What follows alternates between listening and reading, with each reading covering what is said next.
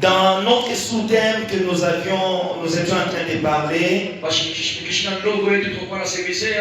le bénéfice de l'amitié avec Dieu.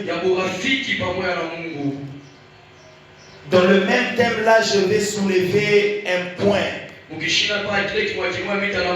ce point-là, je l'ai intitulé un peu autrement.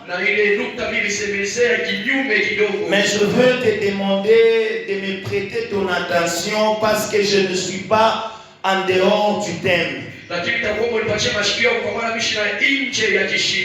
Le point dans mon sous-thème, le point de ce matin, je l'ai intitulé Destinée. Quel itinéraire pour l'enfanter? La destinée. Quel est l'itinéraire que tu dois prendre pour l'accoucher?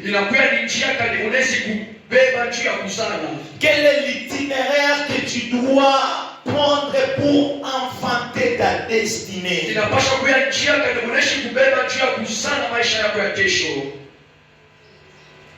Nous allons lire dans 1 Samuel chapitre 9.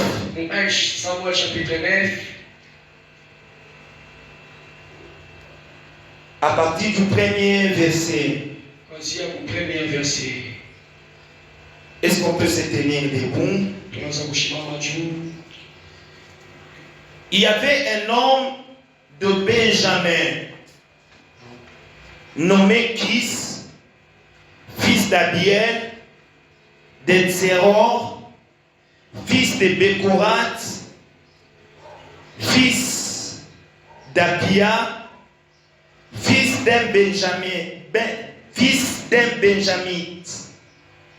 C'était un homme fort et vaillant.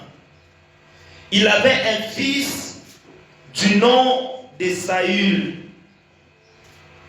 jeune et beau, plus beau qu'aucun des enfants d'Israël et les dépassant tous de la tête. Amen. Amen. On peut reprendre nos places. Mais moi je continue avec la lecture. Tu peux faire tous ces chapitres. Les années de Kis, père de Saül, s'égarèrent, et Kis dit à Saül, son fils: prends avec toi l'un des serviteurs, lève-toi, va et cherche les ânesses. Il passa par la montagne d'Éphraïm, traversa les pays de Shalisha sans les trouver. Ils passèrent par les pays de Shalim et ils n'y étaient pas. Ils parcourirent les pays de Benjamin et ils ne les trouvèrent pas. Ils étaient arrivés dans les pays de Tsouf lorsque Saül dit à son serviteur qui l'accompagnait: viens, retournons, de peur que mon père, oubliant les ânesses, ne soit en peine de nous. Le serviteur lui dit: voici, il y a dans cette ville un nom de Dieu et c'est un nom considéré. Tout ce qu'il dit ne manque pas d'arriver. Allons-y donc, peut-être nous fera-t-il connaître le chemin que nous devons prendre. Souligne ça. Le chemin que nous devons prendre. Saül dit à son serviteur: mais si nous y allons, que porterons-nous à l'homme de Dieu? Car il n'y a plus de provisions dans nos sacs et nous n'avons aucun présent à offrir à l'homme de Dieu. Qu'est-ce que nous avons? Les serviteurs prit la parole et dit à Saül: voici, j'ai sur moi les quarts d'un cycle d'argent. Je les donnerai à l'homme de Dieu et il nous indiquera notre chemin. Autrefois en Israël, quand on allait consulter Dieu, on disait: venez et allons vers le voyant.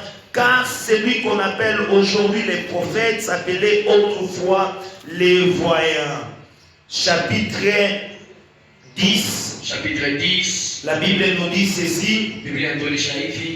Samuel prit un fiole d'huile qu'il répandit sur la tête de Saül et les baisa et dit: l'Éternel n'est-il pas loin pour que tu sois le chef de son héritage? Aujourd'hui, après m'avoir quitté, tu trouveras 2 hommes près du sépulcre de Rachel, souligne près du sépulcre de Rachel, sur la frontière de Benjamin à Tselet-Sach. Ils te diront, les ânesses que tu es allé chercher sont retrouvées. Et voici ton père ne pense plus aux ânesses, mais il est en peine de vous et dit, que dois-je faire au sujet de mon fils?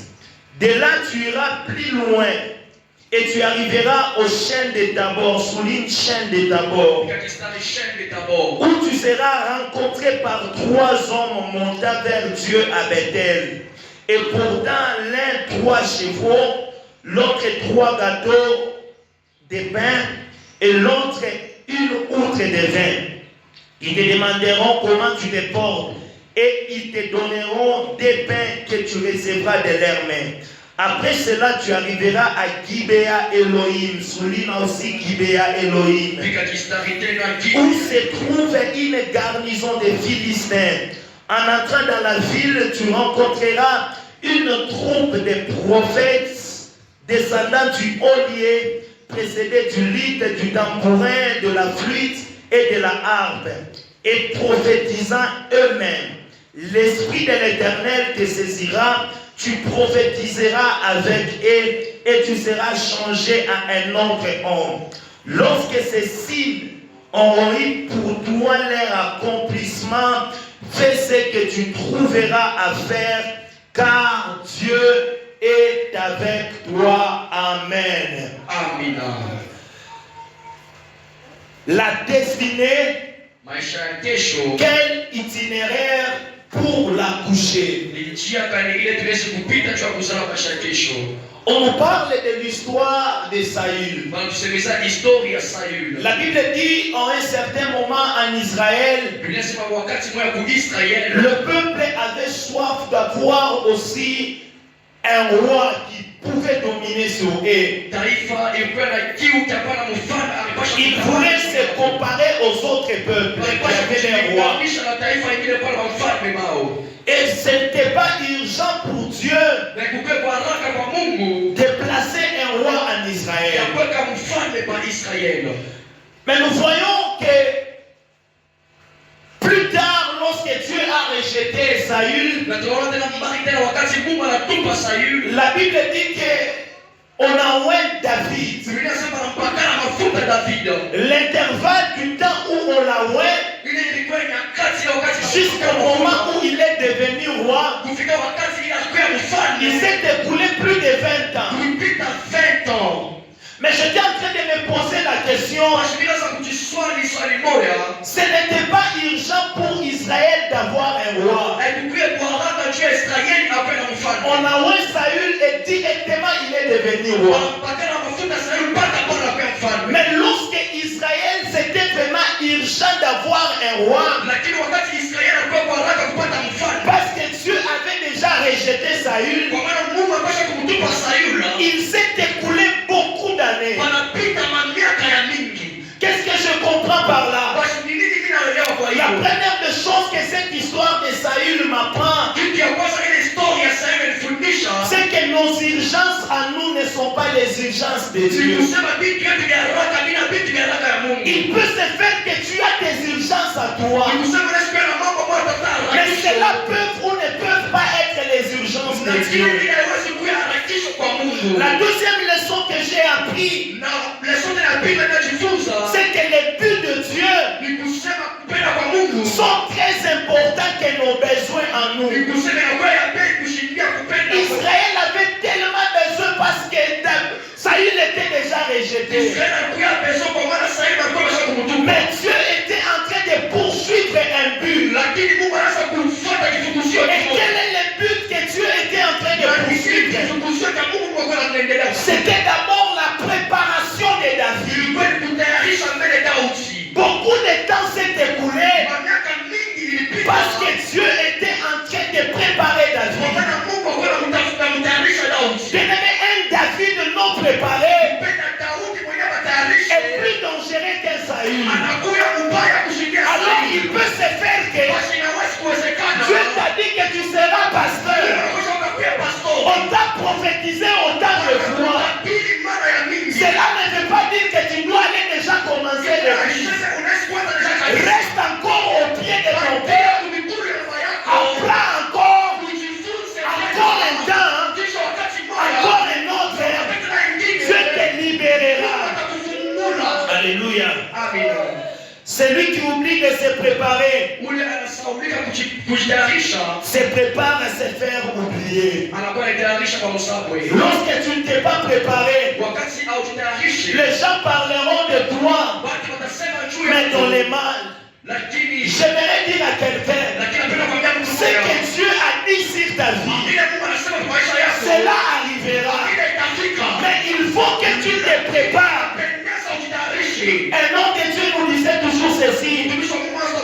Lorsqu'il était en train de nous encadrer, il nous disait, même les pasteurs qui commettent des gaffes, c'est Dieu qui les a appelés. Mais il leur a manqué une chose, la préparation. Voilà pourquoi ils commettent des choses insensées, parce qu'ils n'étaient pas préparés. Je vais dire ceci, les petits efforts de préparation évitent un grand effort de réparation. Lorsque tu as fait des petits efforts pour te préparer, ça va t'éviter à te préparer à réparer des grands dégâts. Alléluia. C'est l'histoire de Saül. Je me pose la question. On commence au verset 9. Il y avait un homme de Benjamin. Son nom, c'est Kis. Kis. Fils de. Ceux qui sont de l'autre côté sont en train de voir. On nous parle de Saul. On dit il est fils de Kis. Kis est fils d'Abiel. Abiel est fils de Zéron. Zéron fils de Bécorat. Bécorat fils d'Abias. Abias fils de Benjamin. Je me pose la question. Il s'agit de Saül. Pourquoi nous parler de toutes ces personnes? Et parce que nous sommes en train de parler de la destinée, nous sommes en train de parler de l'accouchement, de la destinée. La première des choses que nous devons retenir, c'est que l'accouchement d'une destinée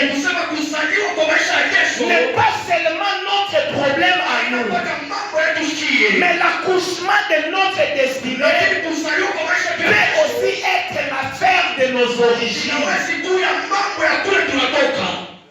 La destinée d'une personne, la réussite dans la destinée, n'est pas parce que Saül était beau, parce que la Bible dit il était beau, à quel point il n'y avait pas un autre beau dans cette génération comme lui. Mais est-ce que c'est à cause de cette beauté qu'il est devenu roi?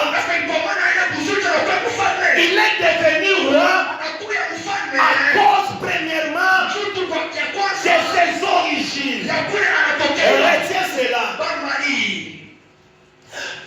Deuxièmement, pourquoi on parle de ses parents?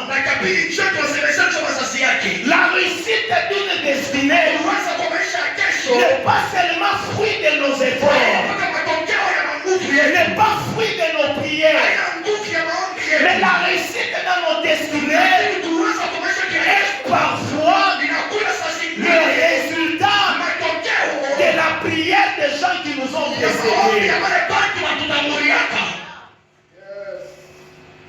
Saül, fils de Kis. Saül veut dire je l'ai demandé à Dieu. Kis veut dire piège ou loisonnière. Abiel veut dire Dieu est mon père.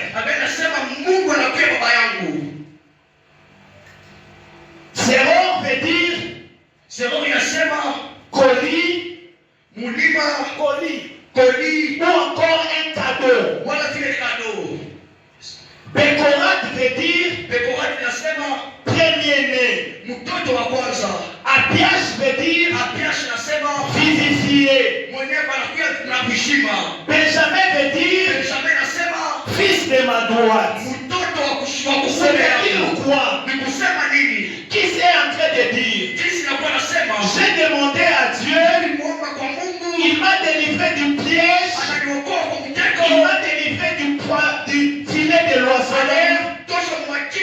Puisque Dieu est mon Père, il m'a donné un cadeau.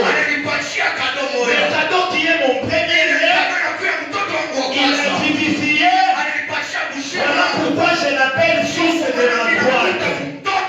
C'est-à-dire Saül, c'était le résultat d'une prière que son père avait fait. Alors la réussite de sa vie ne dépendait pas seulement de ses efforts, mais la réussite dépendait aussi des prières que son père avait fait. Voilà pourquoi, bien aimé, même dans cette histoire de ministère, nous voyons que dans notre génération, tout le monde veut être père. Ce n'est pas un problème.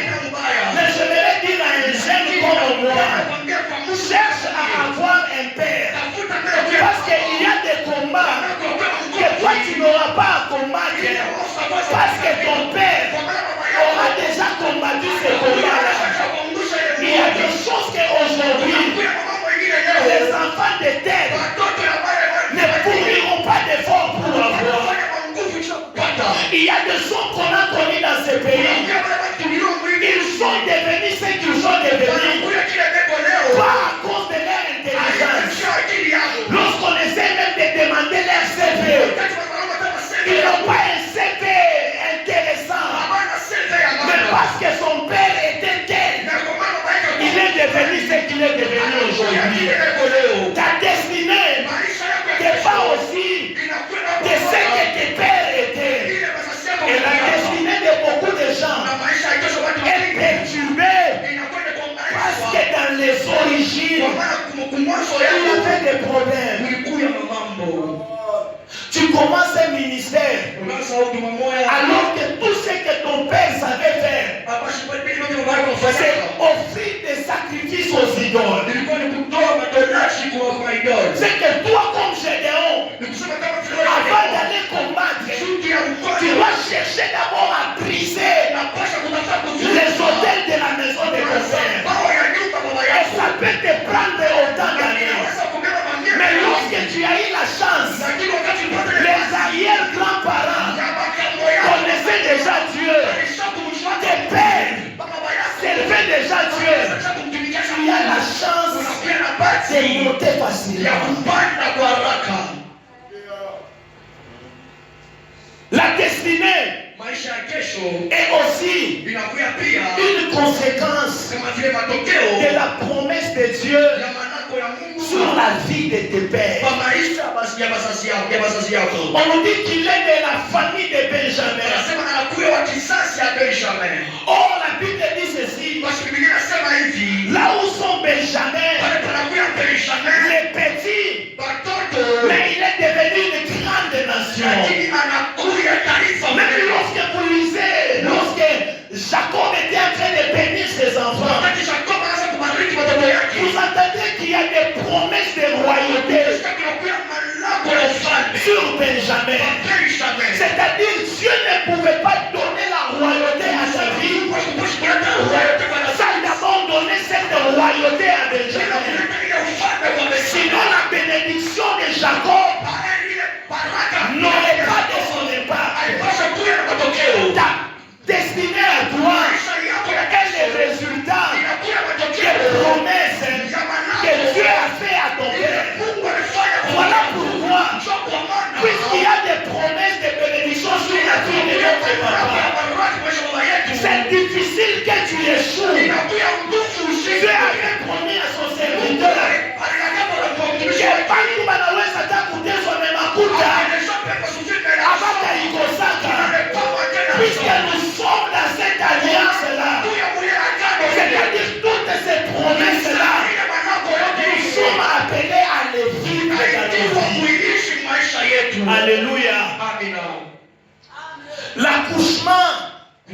de la destinée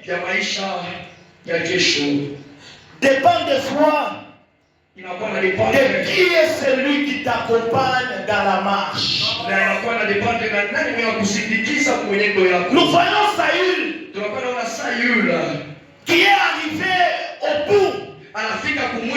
Il dit à son serviteur, rentrons seulement. Mais la Bible dit ceci. Son serviteur lui dit, pourquoi devons-nous rentrer? Moi j'ai appris qu'il y a à tel endroit, il y a un homme de Dieu. Et tout cela qui le consulte, tout ce qu'il dit arrive toujours. Est-ce que nous ne pouvons pas aller les consulter? Bien-aimé, trouve-toi des amis qui te montrent les vrais chemins. Trouve-toi des amis qui te montrent le droit chemin. La mauvaise compagnie finira toujours par te détruire. Pourquoi toi tu veux des amis qui t'amènent toujours au de Kubandumba? Tu es de Kubitu Fulani, tu es de Kubafumu. Saül devait rater sa destinée. Heureusement pour Saül, il était accompagné par un homme qui possédait des choses. La première des choses que les serviteurs possédaient, c'était l'information. La deuxième des choses qu'ils possédaient, c'était les cadeaux, les présents qu'ils devaient donner à l'homme de Dieu. Il avait l'information qu'à tel endroit, il y a un homme de Dieu. J'ai pris que Dieu te donne aussi des amis qui ont des informations qui peuvent te propulser. Les hommes qui peuvent t'indiquer les chemins qui vont t'amener dans la gloire. Des hommes, des femmes de la destinée qui peuvent te montrer le chemin qui t'amène à la victoire. Pas des amis, les agressent. C'est seulement oh allons dans l'espace, oh allons ça et là. Mais elles aussi des amis qui te montrent le droit chemin. Saül manquait tout. Mais son serviteur avait quelque chose. Il a dit, c'est que moi je vais dépenser pour toi un bon ami. Il accepte de perdre pour son ami. Cet homme n'était pas seulement un serviteur, mais il s'est fait ami de David, Saül. Voilà pourquoi il a dit, à cause de toi, puisque nous irons consulter les prophètes, tout ce que j'ai, je peux le donner pour que tu trouves l'information que tu es en train de chercher. Mais aussi de fois l'accouchement de la destinée passe par les petits détails, des petites décisions que tu peux prendre dans la vie. Saül devait négliger les paroles de son serviteur. Mais à partir de ces paroles, il s'est décidé de laisse-moi d'abord faire ce qu'il me dit. Il y a des petites décisions qui t'amèneront à enfanter ta destinée. Alors sois un homme qui sait se décider, qui se décide bien et au bon moment. La destinée, elle se réalise lorsque tu connais le chemin que tu dois suivre. La Bible dit ceci. Ils ont sillonné presque partout. Ils n'ont pas trouvé les brebis. Jusqu'à ce qu'ils se sont retrouvés chez l'homme de Dieu. L'homme de Dieu les a dit, vous avez fait bien de venir ici. Voici maintenant ce que vous devez faire. Là nous sommes au chapitre 10. Il leur dit ceci. Aujourd'hui, après m'avoir quitté, tu trouveras deux hommes près du sépulcre de Rachel. C'est-à-dire vous avez circulé, mais voici les chemins que moi je vous indique maintenant. Lorsque tu vas me quitter ici, tu seras en train de partir jusqu'à ce que tu vas te retrouver avec deux personnes. Ce qui m'a beaucoup intéressé, ce ne sont pas d'abord les deux personnes, mais ce qui m'a intéressé, c'est là où tu vas te retrouver avec ces deux personnes. La Bible dit tu vas te retrouver avec eux au sépulcre de Rachel. Tu vas te retrouver avec eux au sépulcre de Rachel. Si tu veux inventer ta destinée, ta marche doit commencer au sépulcre de Rachel. Ta marche ne doit pas commencer dans n'importe quoi, mais ta marche doit commencer au sépulcre de Rachel. Il lui dit la deuxième des choses. Il lui dit que tu vas te retrouver au chêne de Tabor. Maintenant, ce qui m'a intéressé, c'est l'attitude des personnes qui vont se rencontrer avec le chêne de Tabor. Et que tu vas te rencontrer avec trois personnes qui sont en train de partir à Bethel. C'est pourquoi je t'ai demandé de souligner sur ça. Et après la troisième des choses, il leur dit que tu vas arriver au niveau de Gibea Elohim. Si vous comprenez bien l'itinéraire que Samuel a donné à Saül, c'est commencé par les sépulcres de Rachel, arrivé au niveau de Bethel, et puis à Gibea Elohim. Qu'est-ce que ces trois itinéraires veulent dire? Rachel signifie Agnel. Ou encore on peut dire le sépulcre de Rachel, c'est le sépulcre de l'agneau. Lorsque nous parlons de l'agneau, nous voyons Jésus qui était mort à la croix. Si tu veux réussir ta destinée, le premier itinéraire dans lequel tu dois te retrouver, c'est à la croix de Golgotha. Si tu ne passes pas par la croix, ta vie est foutue. La croix de Golgotha, c'est là où la bonne nouvelle nous est parvenue. Ça veut dire lorsque tu seras au sépulcre de Rachel, tu te retrouveras avec deux personnes. Et ces deux personnes te diront, les peurs, ton père ne se lamente plus pour les brebis, parce qu'il a déjà retrouvé les brebis. Mais maintenant le père se lamente de toi, parce qu'il ne te voit plus. Sur le sépulcre de Rachel, à la croix de Golgotha, c'est là où les humains se sont réconciliés avec Dieu. C'est là où les liens d'amitié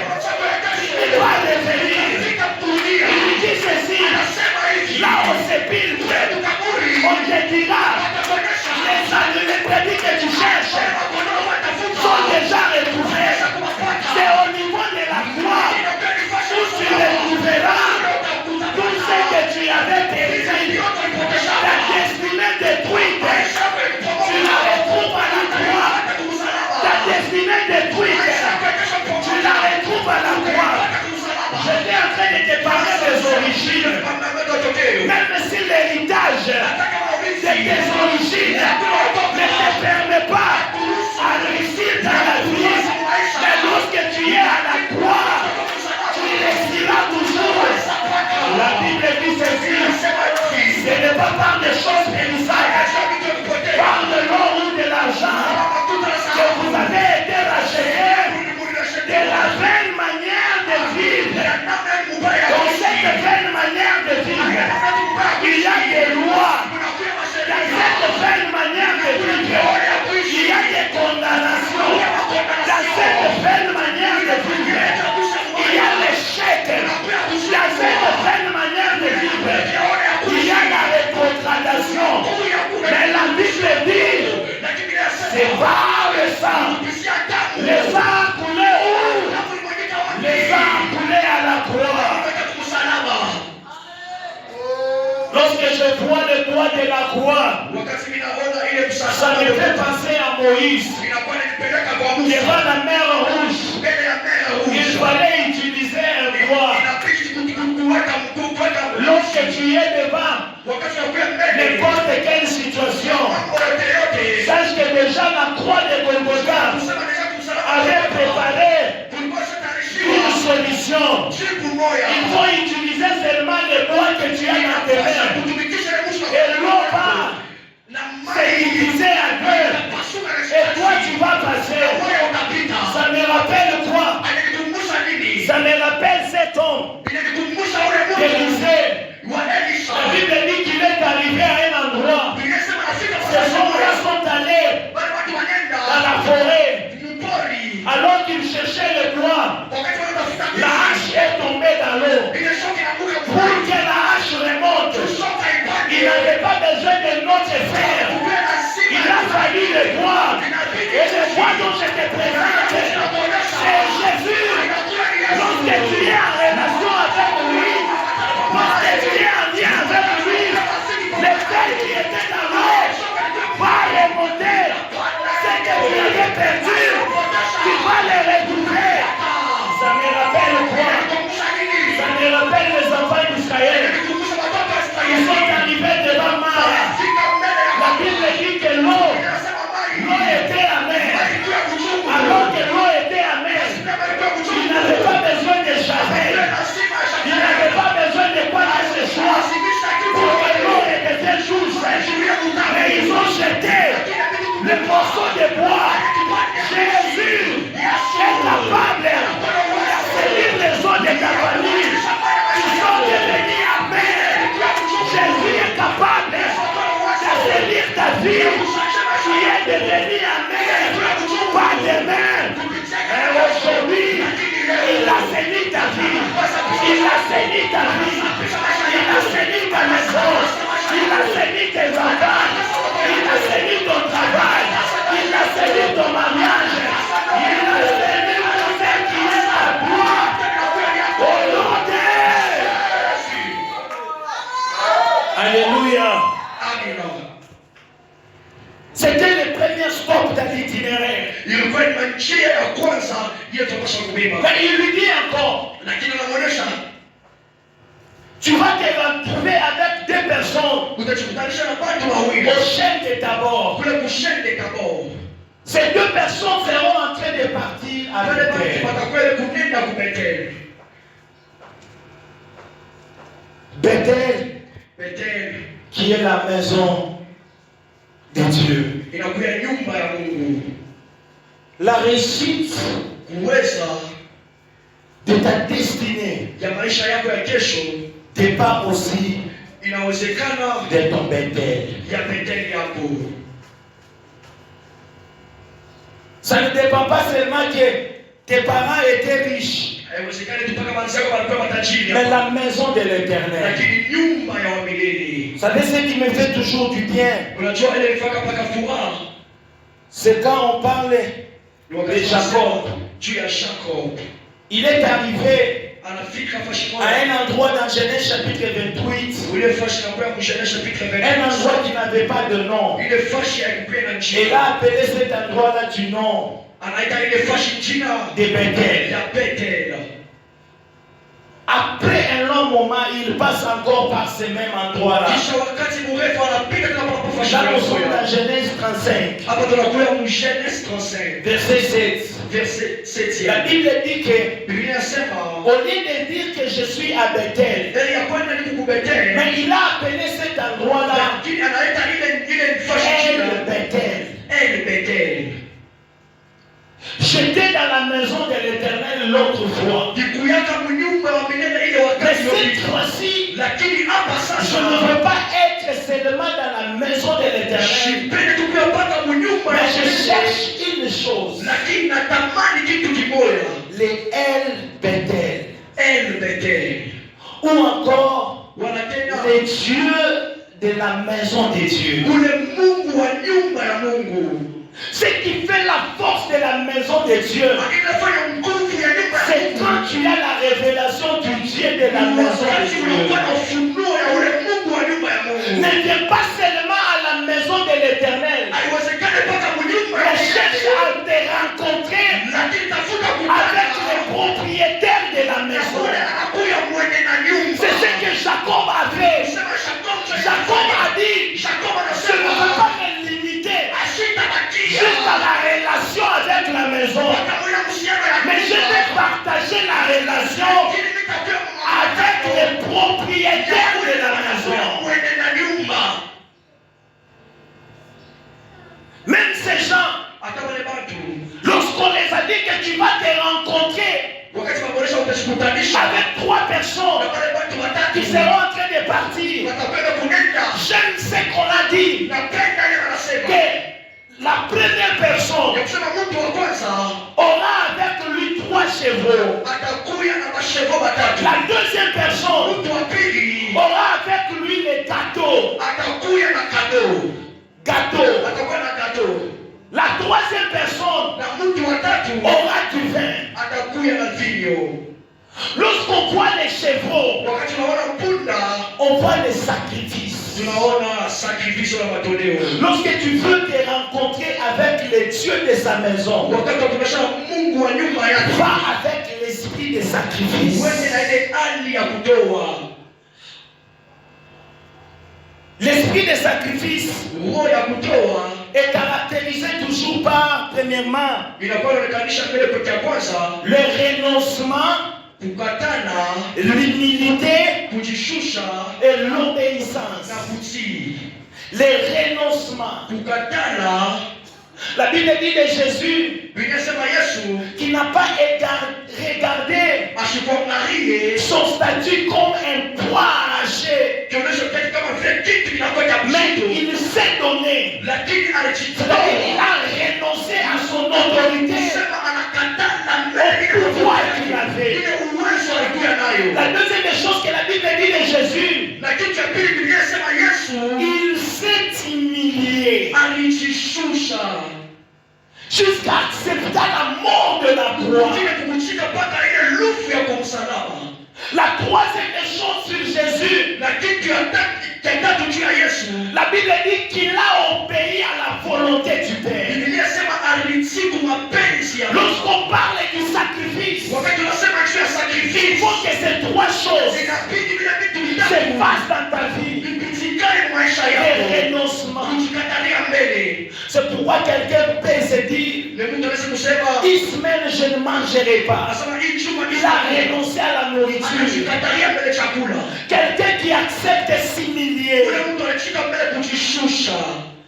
L'humilité, c'est une vertu qui pousse quelqu'un à voir les autres comme supérieurs à lui. Même s'ils ne le sont pas. C'est pourquoi nashika mtu mwingine kunasema mie tu kama toi ina Yesu tu wewe tu ilipashaka na wewe shimame tu na wewe useme tu na wewe tu ilipasha tu shimame na wewe unisaidie. Cet homme-là, il est supérieur, mais à cause de Jésus, il a accepté ses rabaisser. Deux fois dans ta vie, tu te rencontreras avec des situations un peu bizarres. Mais Dieu te dit fais.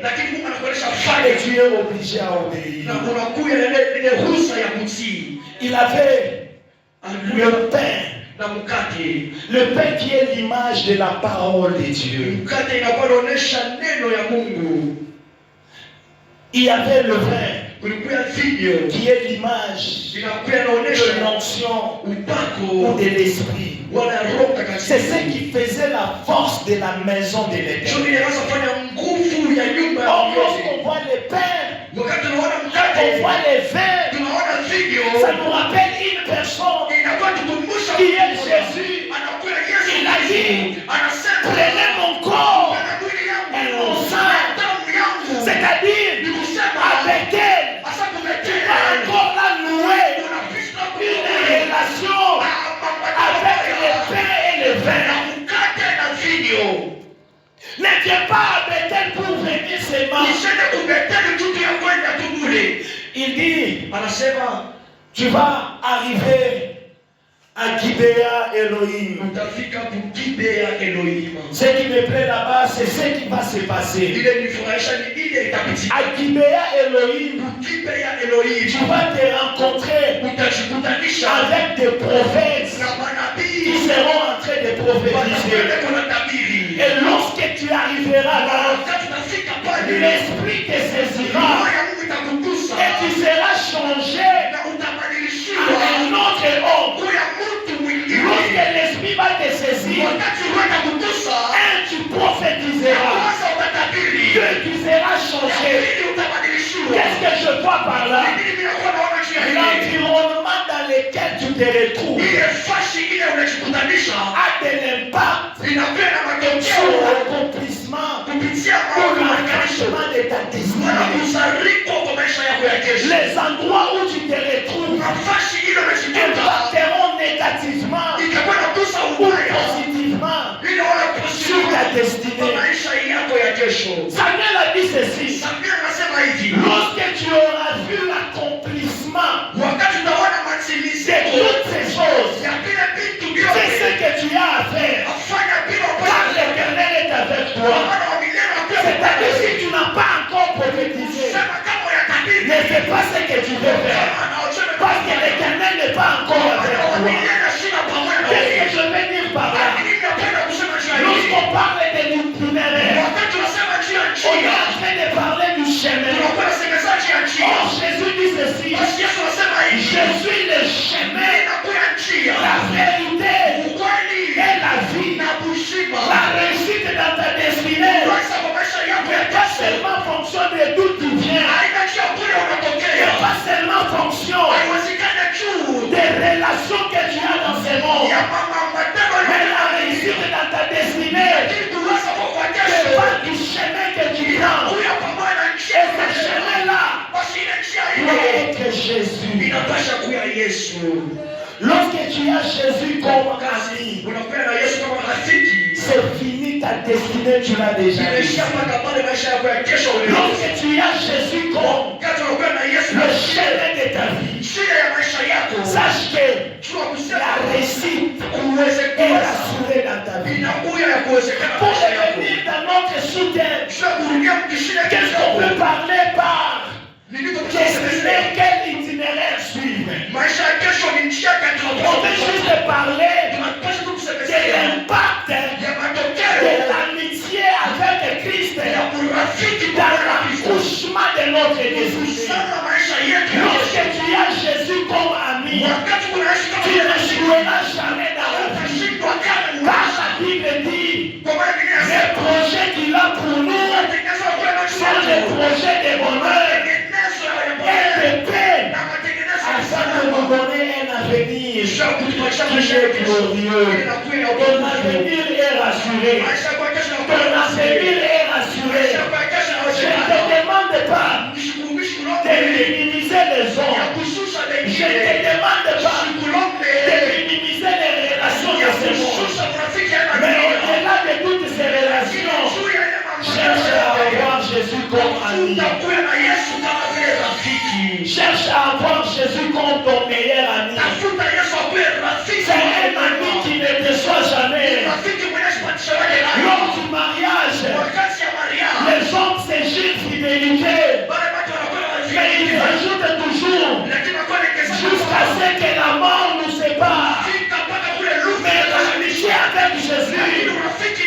Cette amitié est devenue forte lors de la mort. Après la mort de Jésus, l'amitié est devenue encore forte. Jésus, c'est le meilleur ami.